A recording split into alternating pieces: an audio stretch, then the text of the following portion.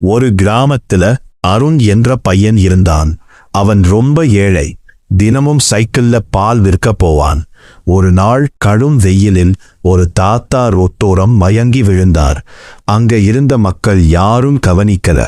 ஆனா அருண் உடனே ஓடி போய் தண்ணீர் கொடுத்தான். அருண், தாத்தா, கவலைப்படாதீங்க, நான் இருக்கேன்.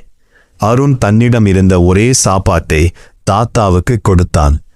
தாத்தாவின் கண்களில் கண்ணீர் வந்தது. தாத்தா, உனக்கு நல்ல மனசு இருக்குப்பா. அடுத்த நாள் ஒரு பெரிய கார் அருண் வீட்டுக்கு வந்தது. அந்த தாத்தா ஒரு பெரிய தொழிலதிபர். அவர் அருணுக்கு படிக்க முழு செலவும் செய்து உதவினார்.